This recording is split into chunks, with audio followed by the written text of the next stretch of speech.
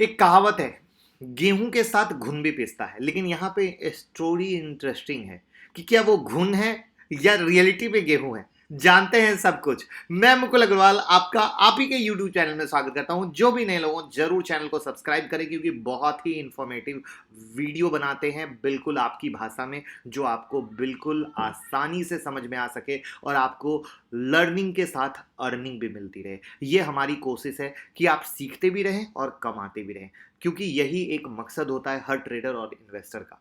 तो अगर आप प्रॉपर फॉलो करेंगे और प्रॉपर चीज़ों को नोट करके उसका अगर रिजल्ट देखने की कोशिश करेंगे तो आपको बहुत ही ज़्यादा फायदा होगा। तो देखिए क्या है कहानी।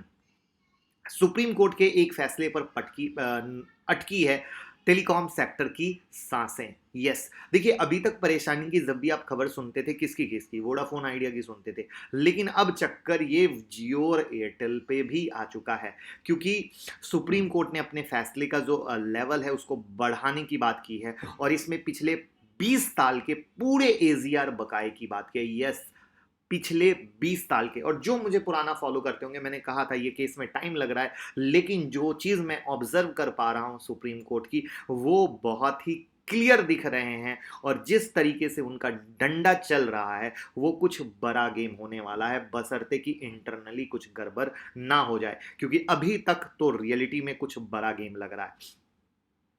तो जो एजिया और स्पेक्ट्रम का मसला है उस पर सुप्रीम कोर्ट का जो फैसला है इस बार टेलीकॉम कंपनियों के लिए आर या पार की कहानी लाएगा। यस, आर या पार की कहानी लाएगा, क्योंकि अभी तक जो प्रॉब्लम थी वोडाफोन आइडिया झेल रही थी, जिसमें यह कहा जा रहा था कि वोडाफोन आइडिया वेंटिलेटर पर है, बेचारे को अगर सांस मिल जाए तो जी जाएगा, नहीं तो मर जाएगा। लेकिन अब जियो और एयरटेल पे भी मुसीबत बढ़ने वाली है। देखिए मंडे को जो जस्टिस अरुण मिश्रा जी थे उन्होंने एजीआर मसले पर अपना फैसला सुरक्षित रख लिया था। लेकिन आपको एक उससे बड़ी चीज मैं बताना चाहूंगा, जस्टिस मिश्रा 2 सितंबर को रिटायर हो रहे हैं।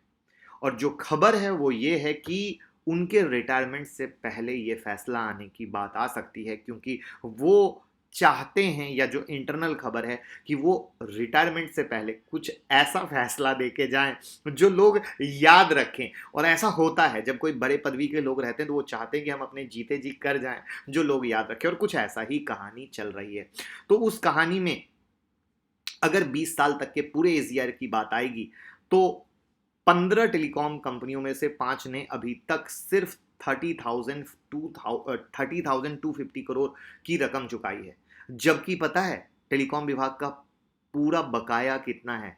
1.69 लाख करोड़। अब सोच लो कि अगर इतना बड़ा कहानी है तो फिर पिक्चर क्या बनेगी अगर कोरा जबरदस्त बरसा तो जैसा कि अभी फैसला सुरक्षित रखा है वो इसलिए कि टेलीकॉम कंपनियां अपना स्पेक्ट्रम का अधिकार किसी दूसरी कंपनी को ट्रांसफर कर सकती है, और इंसॉल्वेंसी और बैंक रप्सी का जो कोड है आईबीसी है उसके तहत बेच सकती है। और यह उन कंपनियों पर लागू होगा जो बंद हो चुकी हैं, जैसे Reliance communication, Aircel, Videocon telecom. तो सुप्रीम कोर्ट बंद हो चुकी कंपनियों के रिजोल्यूशन प्लान के तहत स्पेक्ट्रम बेचने के विचार के खिलाफ है, जो लगातार जो हर डे एक बात आ रही थी।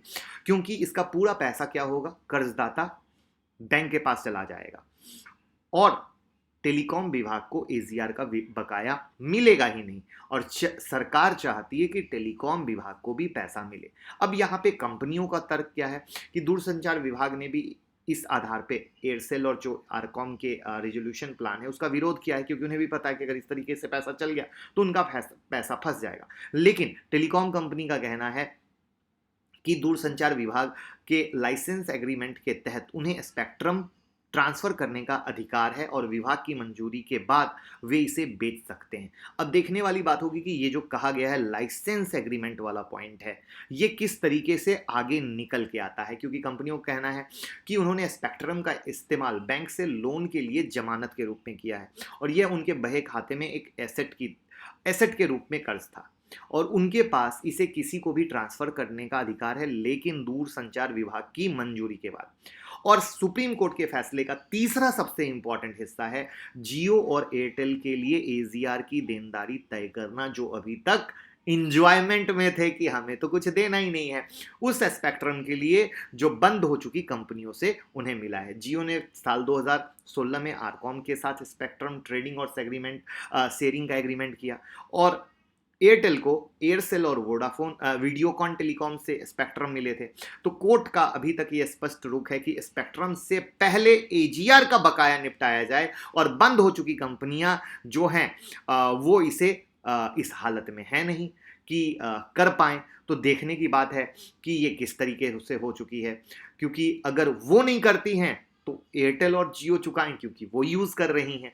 तो अब इस एंगल पे किस तरीके से ऊंट किस करवट बैठता है, क्योंकि चीजें बहुत स्पष्ट हैं। मैंने भी जो चीजें इतनी आसान भाषा में बताई हैं, मुझे नहीं लगता कि किसी को कोई कंफ्यूजन होगा, बहुत आसानी से समझ में आएगी। क्योंकि एजीआर बकाए की बात करें तो एयरसेल ग्रुप पर 12,389 करोड़, वीडियोकॉन ग्रुप पर 1,376 करोड़, आरकॉम पर 25,199 करोड़ का बकाया था, जिसमें से आरकॉम ने सिर्फ 3.96 करोड़ रुपया दिया था। दूसरी कंपनियों ने तो कुछ दिया भी नहीं। तो अब एयरटेल और जो दूसरी टेलीकॉम कंपनियां हैं उनकी चिंता यह है कि यदि सुप्रीम कोर्ट ने आईबीसी के तहत स्पेक्ट्रम की बिक्री को अवैध बता दिया या स्पेक्ट्रम की बिक्री को मंजूर करता है, तो पहले एजीआर बकाए को चुकाने की बात कहेगा, और उस कंडीशन में बैंकों के साथ एयरटेल और जियो का लफड़ा होना तय है। क्योंकि बैंक कहेगा मुझे पैसा चाहिए, इधर से दूरसंचार कह रहा है मुझे पैसा चाहिए, सुप्रीम कोर्ट कह रहा है दूरसंचार को पहले पैसा दो भैया, वरना बैंक को पहले पैसा चला जाएगा। तो अब अभी तक जैसा कि सुप्रीम कोर्ट का जो रुख है टेलीकॉम इंडस्ट्री के एंगेंस्ट है, और कोर्ट इन कंपनियों को राहत दे भी दे तो उनके लिए कहीं ना कहीं चमत्कार जैसा होगा। तो अब बात आती है कि कस्टमर पे, जो हम और आप फोन यूज करते हैं, उस पे क्या होगा। तो डेफिनेटली इसका असर कस्टमर पर ही पड़ेगा, और सबसे ज्यादा जो अभी तक वोडाफोन आइडिया परेशान है, उसके बाद जियो एयरटेल परेशान है, और इतनी बड़ी रकम चुकाने की बात आती है तो निश्चित रूप से टेलीकॉम चार्जेस और बढ़ेंगे। अब देखना यह है कि सुप्रीम कोर्ट यह बकाया चुकाने के लिए क्या मोहलत देती है तो कितना टाइम का देती है, किस्तों में भुगतान की छूट देती है क्या, अगर देती है तो किस तरीके से बनाती है। लेकिन इतना तय है कि ये बोझ सिर्फ और सिर्फ कंज्यूमर पर पड़ेगा। तो उम्मीद करूंगा इंफॉर्मेशन बहुत साफ और स्पष्ट होगी। आपका क्या विजन है सुप्रीम कोर्ट के रवैये पर, कमेंट बॉक्स में जरूर बताइएगा, शर्माइएगा नहीं। जैसे मैं अपनी बेबाक राय आपके सामने रखता हूं, आप भी अपनी बेबाक राय रखें। सुप्रीम कोर्ट का डंडा सही है या गलत, पैसा पहले दूरसंचार को जाना चाहिए, पहले बैंक को जाना चाहिए, किस तरीके से जाना चाहिए, आपकी क्या है राय। साथ में टेलीग्राम ट्विटर से जुड़े रहिएगा, एक एक इन्फॉर्मेशन बारीक जो इनकी अपडेट होती है वो हमारे ट्विटर और टेलीग्राम पे अपडेट होती रहती है, जिससे आपको मिलती रहे। Thank you so much.